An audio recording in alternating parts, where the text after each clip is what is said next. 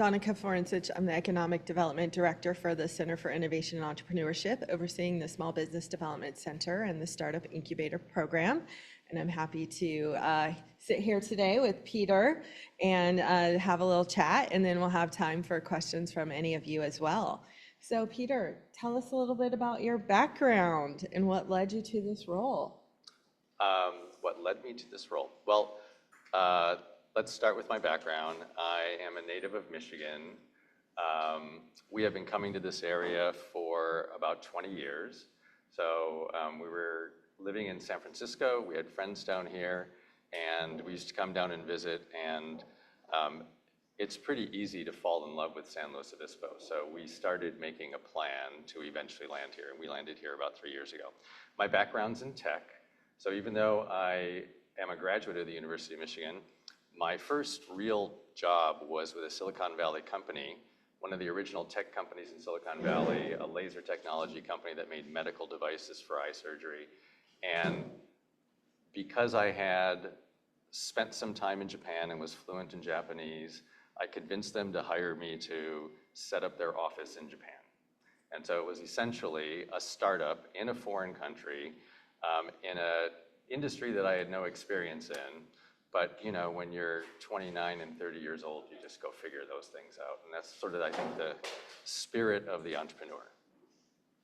Yeah, must have been a lot of fun being in Japan, and you have a history with Japan, if I'm not mistaken. I do. I spent some time in high school, did a year at university, and then I lived and worked there for 10 years afterwards. So the experience in Japan informs a lot about how I approach business and entrepreneurship today, because I was there at a pretty formative time in my career. I bet. And I know you said you've been visiting SLO for quite a while, but what made you decide, you and your partner, to move here specifically? So Kevin and I were in the Bay Area for about 15 years. We'd come down here. Kevin works in philanthropy and has a history in the Peace Corps, and one of his Peace Corps friends lived in Margarita. So we used to come down and visit, and we just decided that, you know, at some point in time, when the opportunity presents, that's where we want to land. I think neither of us are from the Bay Area, and if you're not from the Bay Area, it's a great place to build a career. But it doesn't really feel like home or a place that you want to land, and we felt this did. So we had an opportunity to buy a house about 10 years ago, and we were able to actually move into it 3 years ago. Well, that's great. Now, what are you most excited about here in the new role at the CIE? Obviously, the new space. Is everyone familiar with the build-out that's happening at the corner of Choro and Marsh? It's the old Copeland Sports. Yeah. Copeland Sports store. It's been vacant for 15 years-ish. Yeah, probably. Long time. The local folks know it much more than I do. So that's being built out. It's going to house the Mustang store for all the Cal Poly swag, and the CIE. So we'll have the majority of the space in that building, and it's going to give us a chance to really have a marquee and more of a presence in town. I mean, it's a great organization, but people walking up and down the streets in San Luis Obispo have to kind of look for our tiny little sign and walk up the stairs. So we're going to be much more visible in the community, and therefore, I think, have much more of a presence. I agree. I'm very excited about the bigger impact we can make where people can find us, especially with the Small Business Development Center and the co-working space, right? People don't know that we're up here, and it's hard to find. So being on the street level will be magnificent for us. So how did you first get involved with entrepreneurship? So working in the medical device industry, starting this company in Japan, was the beginning of a series of kind of opportunities that sort of took me down a path of being an entrepreneur. So I think there's one model where we get trained and we fall into a very specific role that's defined and go forward and build a career from that or in that direction or down that path. And for some reason, even though that's the path that I thought I was on, I kept taking detours. And, and the detours were typically because an opportunity came up, and it was, to me, those opportunities were interesting more often than not. So I'll give you an example. I opened the office for this medical device company in Japan. 10 years later, that was their biggest business. We outsold what was being sold in the US. We had higher margins. We were making a lot of money for the company. So everything was great, and I should have just stayed on that path. But one of the engineers in the company that I worked with, who's a Cal Poly grad, had an idea to build a laser not for, we were working in ophthalmology, and he had an idea to build a hair removal laser. And so he pitched it to the management in the company. The management in the company didn't want to fund the project, so he went out and got funding, built it in his garage, literally in Palo Alto, as the story typically goes. And when he had a product and was ready to go to market, he called me and he's like, hey, you're the business guy that I've liked working with the best. Do you want to come over here and help me build this business? So I did, and we built that company and took it public in 2004.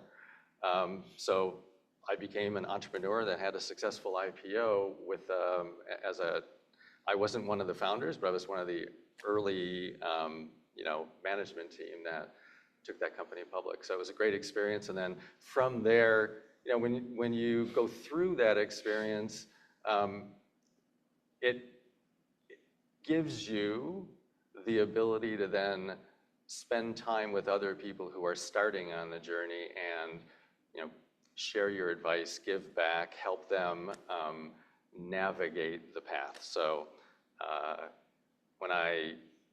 in 2017 and 18, I found myself back in Michigan.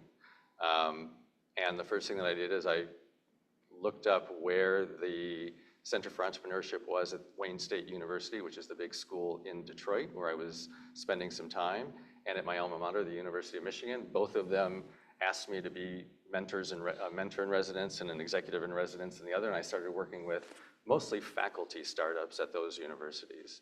And then, so when we landed in SLO, I did the same thing. I, sort of looked on the internet, tried to figure out who was connected, who was the point person at Cal Poly for innovation entrepreneurship. I found this guy named Jim Dunning, who was running the Foundry at the time on campus. And he invited me down, and he introduced me to Karen Tillman. Karen Tillman invited me to come and mentor a student program, and look what happened. Now we're here. Now we're here. And before you took this position, you mentored for our Summer Accelerator program, which is one of our flagship student programs, as well as been part of our CIE Advisory Council as well. So what do you think makes Cal Poly different from other entrepreneurship programs? A couple of things. First is it's so student focused. So at the other universities, I also did some work for the University of UNLV, University of Nevada, Las Vegas, around how to better organize their entrepreneur assets, their innovation entrepreneurship assets. Almost all of the large research universities are focused on faculty, startups, and licensing technologies that pay royalties back to the university. Cal Poly is different. It's all about the students. So that's number one. Number two is the quality of the student programs. I learned very quickly that Tom Katona and what he has built at the CIE are unmatched. I mean, what the experience that the students get, and the dedication and the just knowledge that Tom brings to all of the programs is critical. So we could have programs for students, but without the dedication and the content and the experience that Tom brings, they wouldn't be as effective. And then third, I've been meeting the OG, right? The old guard. The CIE, I've now met probably 7 or 8 people who are founders of the CIE. So success has many parents, right? And I think the most important decision that was made, or perhaps battle that needed to be fought, was to make it interdisciplinary. So we are part of the business school, right? As a center, we have to live within a college. But when I talked to Dean Fleming, the very first meeting we had about the possibility for me to come and contribute to the CIE, he stressed that it's even though it lives in the College of Business, it's interdisciplinary, and my job is to make sure that it's connected to programs in all of the schools. So that's pretty special, and that doesn't exist at most universities. So how do you plan to build those bridges across campus at the different colleges to impact that interdisciplinary entrepreneurship programming? Well, first, not mess up the good reputation and relationship that the CIE has. I think critical in that is there is kind of a once-in-a-lifetime opportunity taking place right now, and that is a decision by the president, the provost, and leadership at the university to hire entrepreneurship faculty in every college. So, and that's taking place over the next year, I believe. With entrepreneurship faculty in each college, it's really only the CIE that can connect them to each other and make sure that they don't become siloed resources, but they become a unified asset for the university, for the students, and for the community. So really looking forward. There are going to be academics. I am not an academic, so I have to reach out in a way that, makes sense for academics, so I have some learning to do. But I think bringing them together and giving them an opportunity to interact with each other is really a huge opportunity, and it's something that only the CIE can do. Wonderful. And so what do you think is driving this investment in entrepreneurship at Cal Poly? I think global and national trends are helping. So we've got the wind in our sails, because if you look at data, so research shows that 1 in 5 college-age people today wants to start and run their own business. And with technology fueling their ambitions, especially the advent of AI, where a college person can start a company in their dorm room. The design, the market research, the strategic planning cycles are just so compressed because AI does so much of the work that takes a lot of time, or took a lot of time in the past. So, yeah, I think the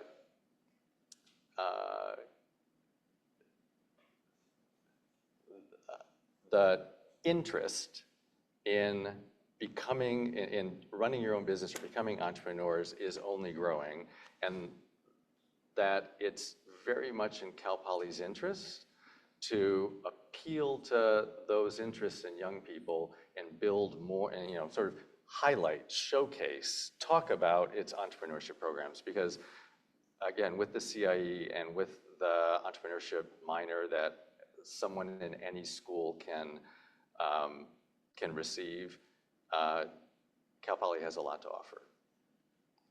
Now, the CIE's programming doesn't end on campus. What has surprised you most as you've come into this role and learned more about the CIE's offering here at the Hot House and what we do? She's prepping me for a question. And I think there's a lot of misconceptions in the community too, as I've been in this role since the beginning of this year.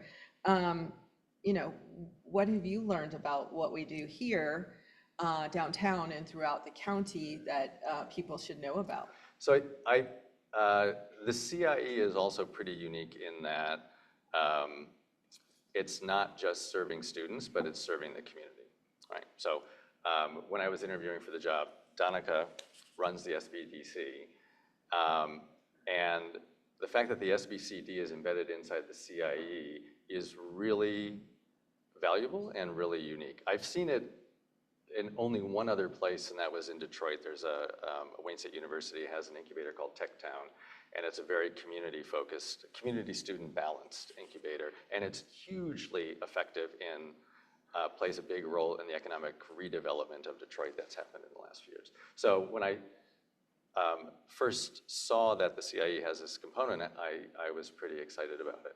So in addition to, right, students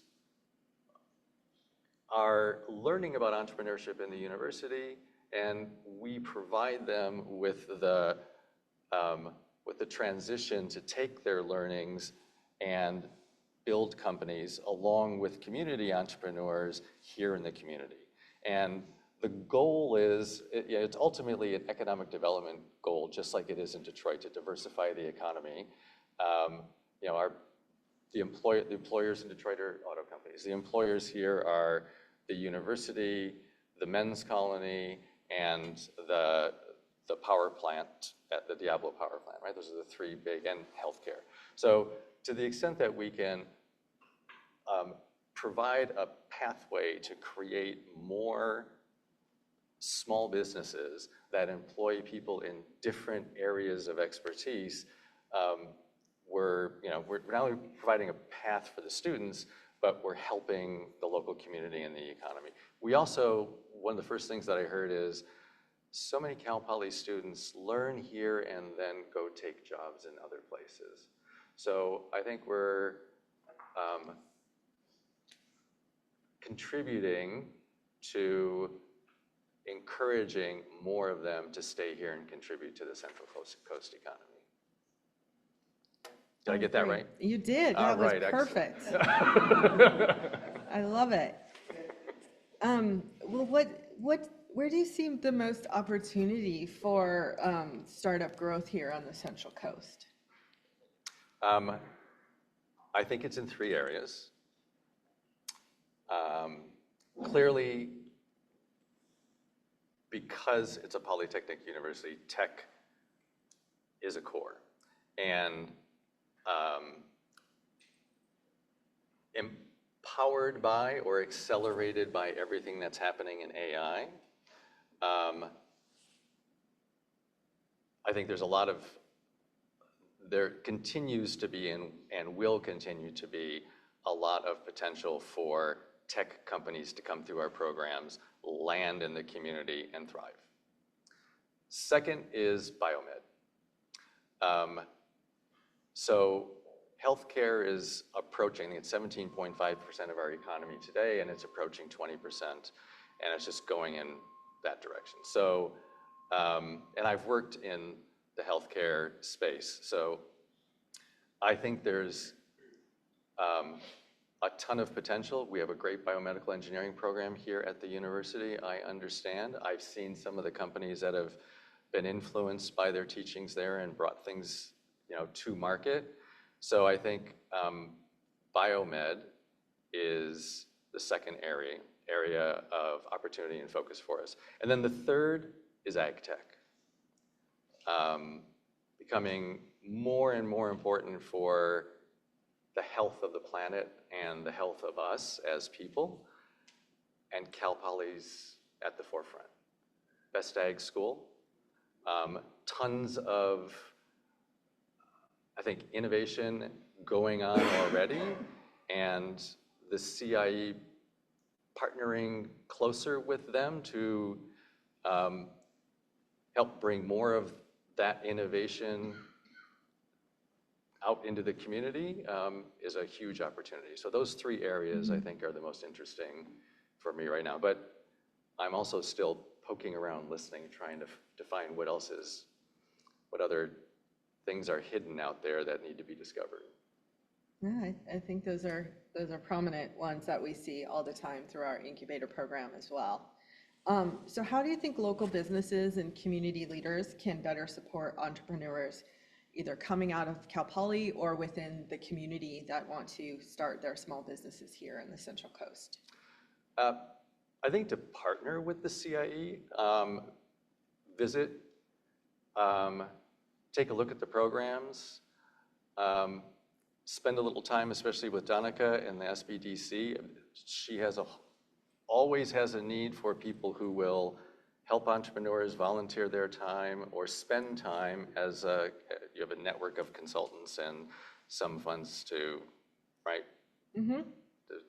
So, and understand that if you're running a business in town, economic development is important for your business too, and we're trying to be a driver of economic development, getting more of the Cal Poly student talent to stay here, start businesses, grow our economy. That benefits all the other businesses that are already in town. So if you're a local business, supporting the CIE is really in your interest. And so donate. We live off of and we thrive off of the people giving back and the community supporting the programs that we provide, not just for the students, but for community entrepreneurs.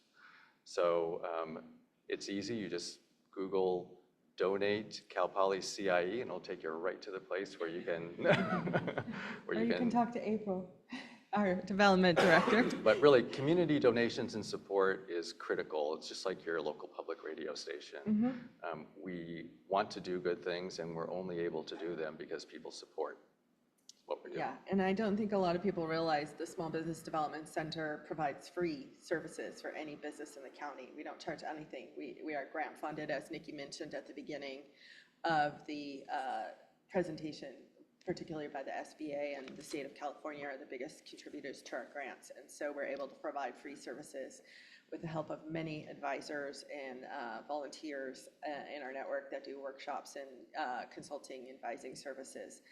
So it's a wonderful program. If you're not familiar with it or know local businesses that could benefit from it, please always spread the word. That's what we're here for. So as the new executive director and in the role for almost 3 weeks? 3 weeks. 3 whole weeks. What is your long-term vision for the CIE moving forward? So what do you want the CIE to be known for in 5 years? Great question. My 3-week answer is probably going to be different than my 3-month answer, but I'll take a stab at it at 3 weeks. Interviewing for the job, first volunteering, helped inform and helped me learn a lot about what the CIE does. Then interviewing for the job, it takes it to the next level. But the one thing that I came away with through that process, because this is a public institution that there was a long process to go through, is the CIE will be much more impactful, be able to be more strategic, and be able to deliver more programs with lasting impact when we get to a place where we are well-funded with an endowment. And I'm not saying it's not well-funded now. We have the commitment of the university, and we have a very strong base of people who love what we do and are giving back and are helping us by donating to keep the programs going. But it takes it to a different level when you're able to have an endowment that gives you the security to know that if you make a commitment to a 5-year program, that there's a corpus there of assets that allows you to draw from, to commit to it, and know that you'll be able to see it through. So getting the CIE to a point where it's an enterprise, it's an endowed enterprise with a strong economic foundation will make it permanent, a permanent asset in the community. So that's number one. And then I think number two is Donica's responsible for the community side. And there's just a ton of potential working with organizations like REACH and the city and the county governments, the cities and the county governments that are trying to, that have a mission to create jobs, diversify the economy, and develop our economy.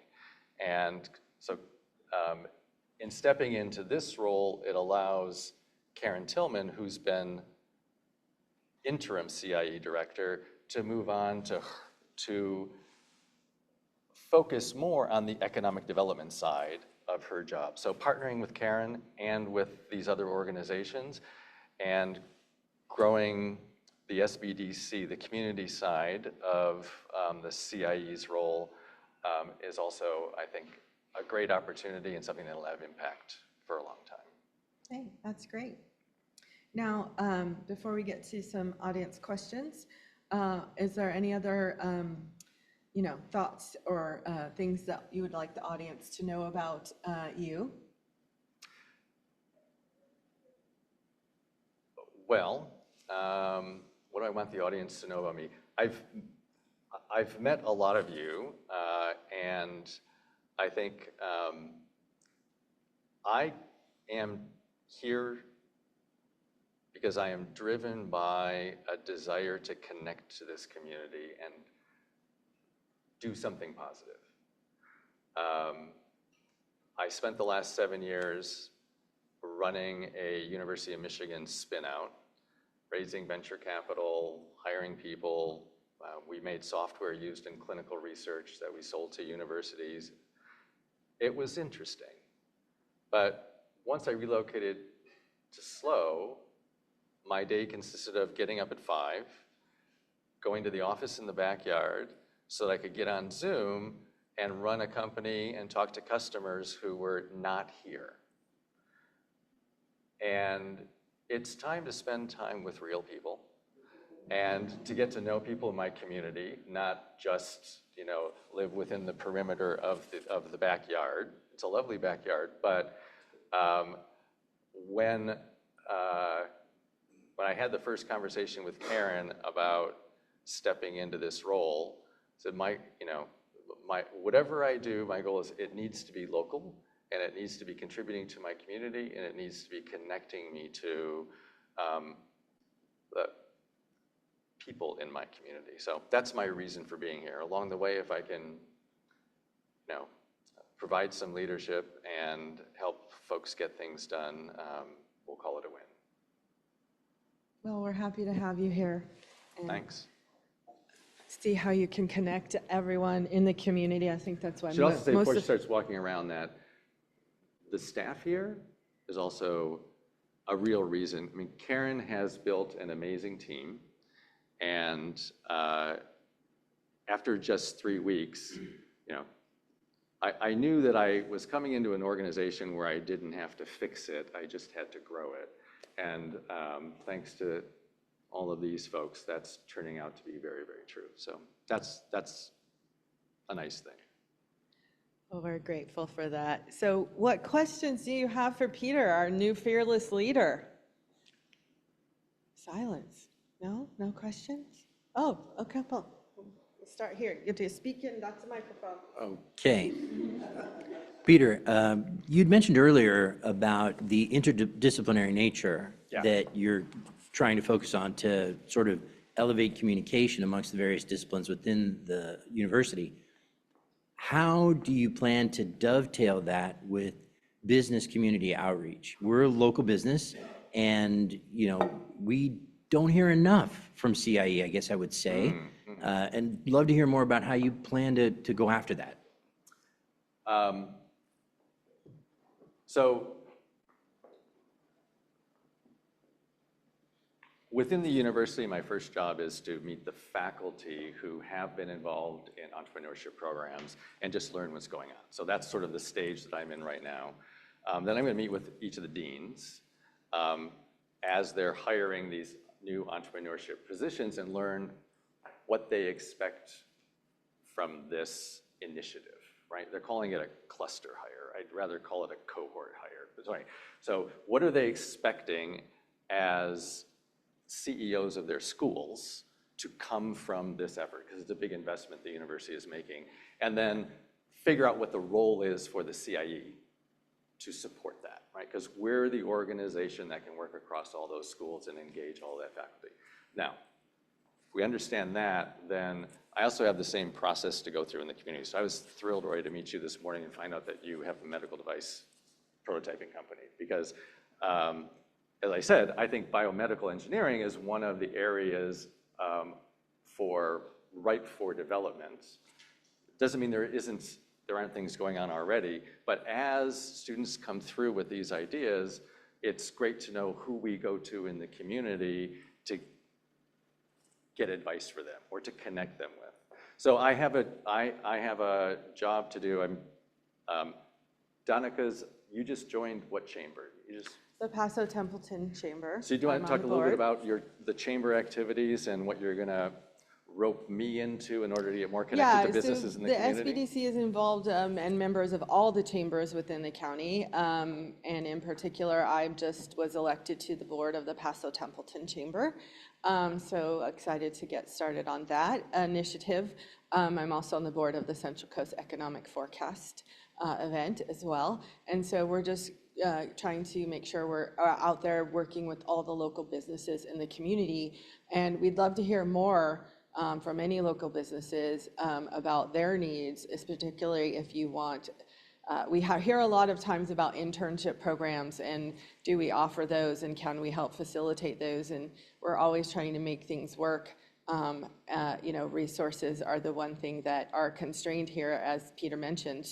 But we're happy to figure out ways to better serve the community and work with our business community leaders in that respect. So would love to sit down with any of you with ideas about how we could better serve you, how we could get students into your businesses for internships or to your workforce. We hear a lot with the Cuesta air maintenance technician programs and how they're plugged right into the Vandenberg Space Force Base and can go through that. And they work a lot with REACH. So to the extent we can bring in REACH or SLO Partners or other facilities that help with workforce development, we're happy to help facilitate those conversations and be partners in all of those efforts.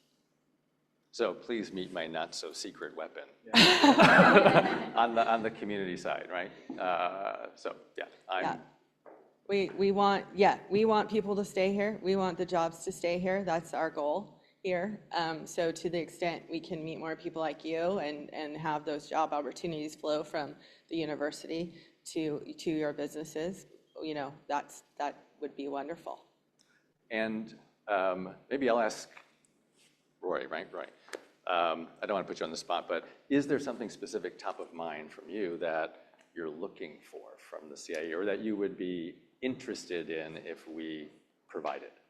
So I think for us as a contract manufacturer or prototype developer in the med device space, we'd love to have the opportunity to help mentor new potential startups that are thinking about white space area development, AI inclusion in traditional, enterprises for instrumentation and tools, mainly because we have been in business since the early 90s, and collectively our team has more than 80 years of experience in developing novel medical technologies and everything from on-body CGMS to, novel patellar reconstruction kits, total hips, total joints, lots of stuff, in other words. We want to give back. Great. We will connect you with the We're going to have a coffee. Engineering department for sure. You had a question? Yes. Hi, Peter. My name is Christopher Richardson, co-founder of CR Rainforest. And my question was, will you be interested in a company hosting a small tech conference for Cal Poly? Always interested. What's your company? CR Rainforest, Communications Reborn Rainforest. Communications Reborn Rainforest. Yes. Is it a communications company? Is it a? It's a introducing technology into nature. Introducing technology into nature. So, love to learn more. And I'd say whenever a business person in the community has an idea for a program, we want to sit down and talk, right? Because sometimes we have access to the faculty, the students, or the people who can help make that a good program. Sometimes it's something that we've been wanting to do, but haven't had the resources or the time to do. So yeah, love to talk. All right, thank you. Yeah, Joanne. Yeah, Peter, I'm wondering from your past experience, what's the most effective way of working university-community relationships, especially around economic development? Well, you're the master at that, not me. So first I have to learn how this university functions. Because it's not going to function on my terms. I'm going to learn how to function in this environment, which is why I'm reaching out to, we called it earlier, the old guard, but the folks who have set up the CIE, Joanne or Joan? Joanne. Joanne being one of them, if you don't know Joanne. Joanne was here at the beginning and helped get it off the ground. John York, others, right? So I'm spending time with the folks who know a lot about how this university functions so that I can learn how to be effective in this university. I'm sure there are lessons from your past, though, that worked well. Yeah. So the place I have the most experience is working at Wayne State University because I spent 2 years there working with the president and the provost to try and bring them up to date with entrepreneurship in terms of entrepreneurship, innovation, and especially technology licensing. In Michigan, there are 3 R01 universities, Michigan State, University of Michigan, and Wayne State. The University of Michigan is a powerhouse. Michigan State got its act together about 10 years ago, reorganized itself, and now is known as a university open for business in a positive way. Like if you're a company and you want to engage students in a project, or if you want to sponsor research, or if you want to license technology, Michigan and Michigan State are known to be easy to work with, right? Wayne State was a basket case. So everybody stayed away from it because they knew that you get stuck in the general counsel's office and licensing and contracting. It was just messy. What I learned at Wayne State is that universities don't function like companies, right? So they're decentralized, and you have to, in order to get anything done, you have to go on a campaign of an influence campaign to get people to want, right, to buy into the idea and want to support it. And if you're really good at it, it's making it their idea at the end of the day. And then by building that coalition of support, you go up to, at Wayne State, we went up to the Board of Governors and made a proposal to reorganize, move assets from university academic units into a foundation and put it all together under the Office of Business Innovation that could contract with companies and run programs independent of the academic side of the university without all of the red tape. So what's my lesson there is I need to learn the same at Cal Poly.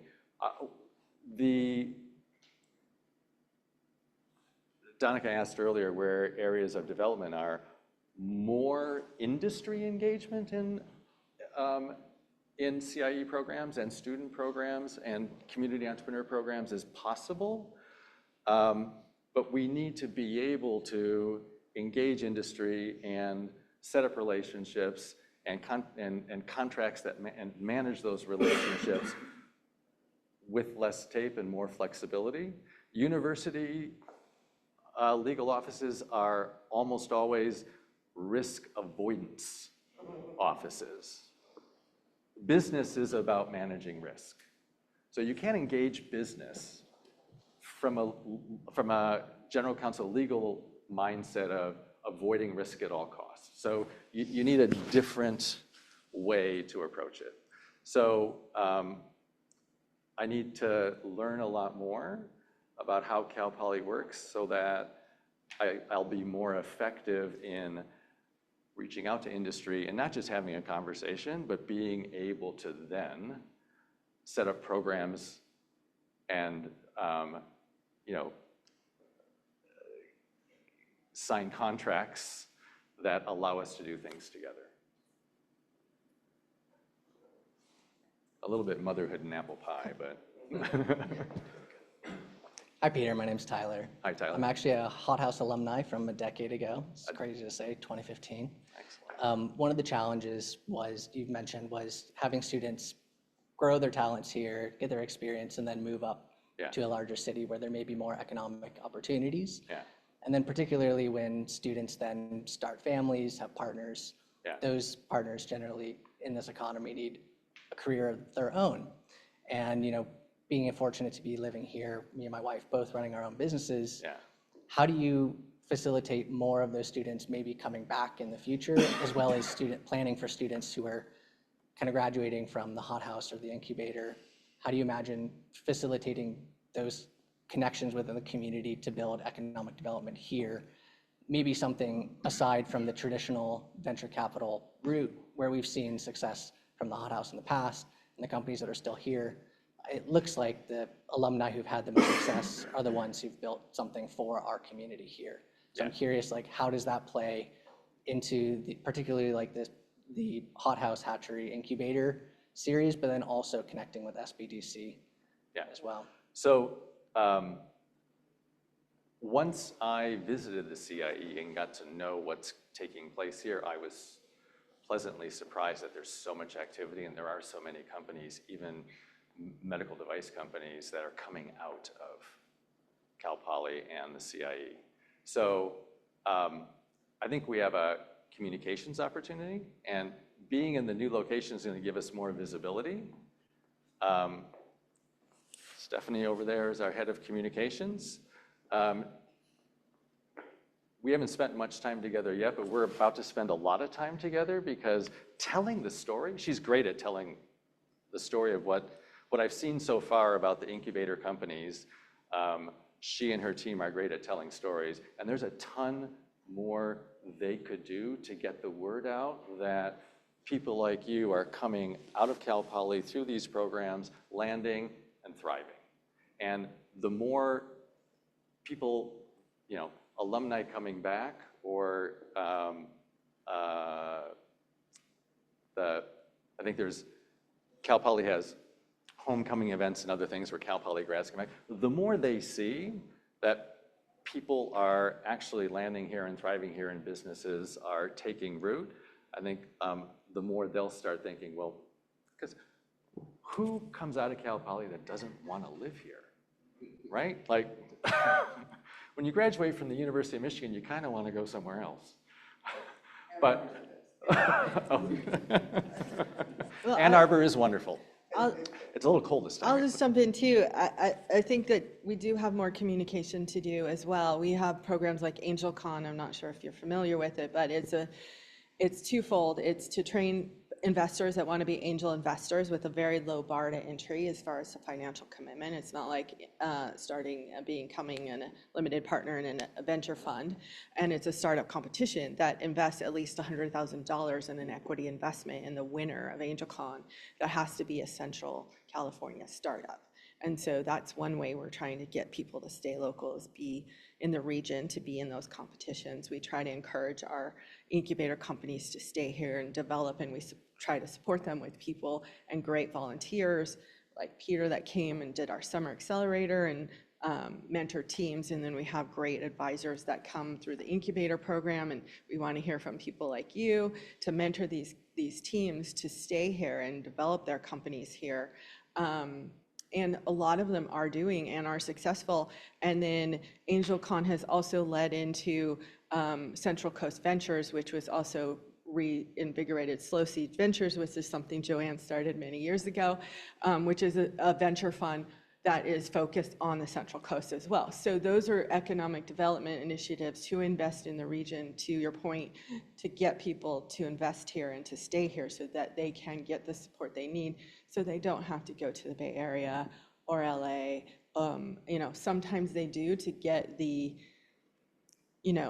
engineers they need, or the medical accelerator program that they need. We had one company that went to the Fogarty Institute in Mountain View because that was the right decision for them at the time, but hopefully they'll return here, right? So that's always the goal. So we do make those, we are working on different things to make those efforts as well. What are your and your wife's businesses? I did freelance graphic design, and then I founded about 10 startups in the past. Oh, okay. One was a medical device company. Yeah, there was a question back here. PTSD. Yeah. My wife's an interior designer. Oh, okay. Great. I guess my core question, I guess, is like, why do you think students are leaving after they, and then how do you keep them here? I guess, is funding the main issue? So it's a big university in a small town. So that's one of the imbalances, right? So as the county and the cities in the county continue to develop the economy, and as the population grows, more will be able to stay. So part of it is just, It's never going to be the Bay Area. It's never going to be the Bay Area. That's true. So I have a question about community, collaboration, creativity, but warning, I'm an academic, so I'm going to be wordy with my question here. So hi, I'm Troy Campbell. I'm a consumer and organizational psychology PhD that works at a company called On Your Feet, where I'm the chief scientist, and we work with innovation and entrepreneurial mindset with Walt Disney Imagineering, Nike Innovation, nice. And they have the goal to be all those innovative things and just do it all the best all the time. Mm-hmm. And one of our core insights is you're so good at developing innovative products. You are so good at finding innovative ways to find money, but you do not push yourself to find innovative ways to communicate inside or collaborate inside. When you gather together, like when Disney gathers together, they gather in something that seems like a normal meeting.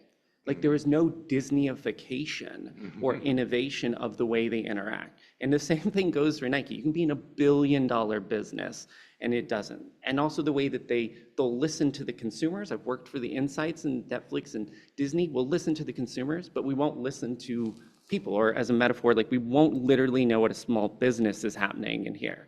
And so my question is, what actions, and I know there are lots of things that are good. AngelCon is good. There's so many good things that go at the university, but what, or maybe just thinking of the idea to do this, what actions might you take to push forward in being innovative about the things that are more the human side?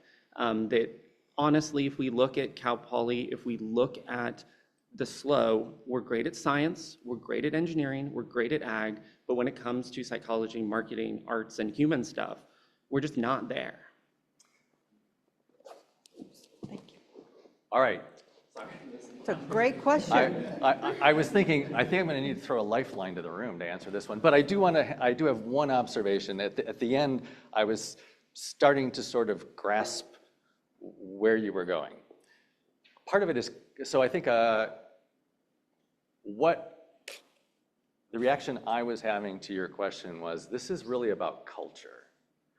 And if I just think of the culture of the CIE that I'm inheriting and that I want to foster and grow in the new space as we expand, I'll give you an example. So we came back from Thanksgiving break. Many of you saw me when you walk in. I work out here because I don't want to be in an office. My job is to talk to the people in the incubator and listen in on their conversations. And through eavesdropping, stop in and have a conversation once in a while and, try and add some value, maybe. But they all know each other. And we came back from break, and there was one guy, Mitchell, what's Mitchell's company? Safe Plate Technologies. Safe Plate Technologies, right? And Mitchell spent the first 20 minutes of the day walking around to every incubator team. How was your holiday? He was working the room. Then he came around to me, and I'm like, it's great. How was your weekend? Just the fact that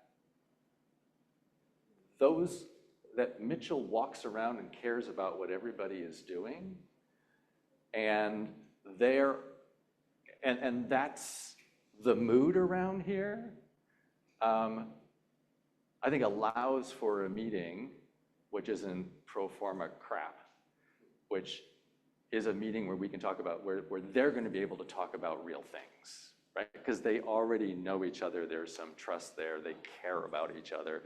So that's my punt at how my first job out of college was Toyota, talk about meaningless meetings. I think culture, creating a good underlying culture is the first step in avoiding the trap that you're talking about. Yeah. Is that answering your question? Yeah, it does. And I like to be, playfully aggressive in something, but lots of times, and again, I'm being playful here, the pinnacle of meeting is we're all gonna have a casual chat with some fine wine. And it's no. That's, if you're going to be innovative to develop these, you're trying to develop the most innovative medical products. Let's be a little bit more innovative in how we listen, how we talk, how we story tell. And I think that there is just so much more possibility that we can push ourselves to across this county. And I think it's also the reason that a lot of the kids don't stay, right? They don't see this rich, interesting thing. There's not some AI pop-up where we're all going to interact for an hour and then debrief or something like that. Yeah. So the one other comment I'll make about that, hopefully this is moving in the right direction in your opinion and the room's opinion, but in the new space, the basement, right? We're creating the Katona Lab, so named after Tom Katona. And it's really going to be a creative, fun, you guys make the rules down there, right? Not a type of space to provide an environment where there is a little bit more play involved. And I think that there are so many, I'll end with this, there are so many stories of facts of Katona and ASCII and people at Cal Poly who've done so many awesome things. Replicating that energy at scale would just be dope. I think with the fellows or in each college is going to help facilitate that. And I think having them in colleges like the liberal arts college that bridges that sort of tech, all the tech colleges that you mentioned will help, and if we could replicate Tom in each of those colleges, we'd be just a rocket ship. Yeah. So, Wendy, last question. Well, I wanted to point out something that I'm seeing here between, what was your name? Troy. Between Troy's Point, where we aren't yet, and Joanne's been here forever, and so working so hard to make this happen in the first place. We're reaching a zeitgeist here of community and connection being the energy, the engine for driving forward to a completely effective and new place, possibly that has businesses that can be local and hiring people and keeping people to stay, and the whole thing's this flywheel getting started, and I can see that happening. And I'm hearing you trying to figure out what are the things. So So I wanted to reflect back what I'm hearing and see if I'm right. You're brand new, so starting with discovery, finding out like, okay, first at school, because that's the initial source, and what are the academics and what are the things, and She's a then with design the thinking community, instructor, by the way. and then with the, and then and then figuring out how to get that all moving. That seems like what you are trying to do. Is that correct? So, yes, I think it's a new job. I clearly have absolutely no idea what the next year is going to be after 3 weeks. But like every entrepreneur over in the incubator over there, I'll figure it out. So. Sorry, we do have a question online from an anonymous attendee. Do you see the CIE having a role in acquisition entrepreneurship in our local community? The startup space is awesome, but there are a number of small businesses that are facing retirement or otherwise transitioning ownership. Do you see a possibility of the CIE to support that network? I think that's a Donica question. Yeah, the SBDC has many, many advisors that could help with that. We have help with succession planning, selling your business, anything that you want to do with transitioning business. The SBDC can help with all of those needs. So please check us out, and it's free. Again, free. Not to toot that too much. But. One more pretty straightforward question of.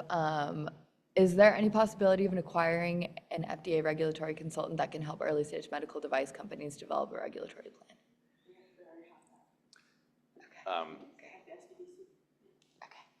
And yeah, I think as we, that's the world that I come from. And whenever anybody's working on a medical device, a biomedical device, I think we can go find resources that understand the particular regulatory path that is in front of them to give them advice. It's going to be different depending on whether you're a drug or a device, or if you're de novo or 510K or whatever, right? So that's what we're here for. There isn't a cookie cutter answer to that one. But we do have one through the SBDC. We have an FDA regulatory consultant advisor that will help provide services. Yeah, so at the SBDC, we have general business advisors that we pair with every client. And then we have very specialty advisors. So if you need design thinking, we would say Wendy. If you need financial help, if you need QuickBooks help, if you need digital social media marketing, right? All of it. We have office hours that for legal people, Tom Liebens does here, who's here as IP attorney. He does office hours. We have CPAs that do office hours. We have FDA specialists. You just need to ask. And if we don't have a specialist, one of my things is I go find them. And if we can find them, we do. And this is what we're here to do. We're here to help any business in the county. So just ask. I was blown away when Donica showed me the list of specialists. How many? We have about close to 35 to 40 almost specialists. And then we have a few specialists that participate just for the incubator's needs, like specialized mechanical engineers or things. So we're always looking, if you want to volunteer your time or work with us in any way, we will get you connected with the right people. Like Peter, I'm a connector as well. We will just reach out to us. You can reach out to our website, the SBDC's, or the CIE's website. Any of us here will answer your questions and get you to the right people. We have a small, lean and mean staff, but we're here to serve all of you. You're our stakeholders, and we're here to help.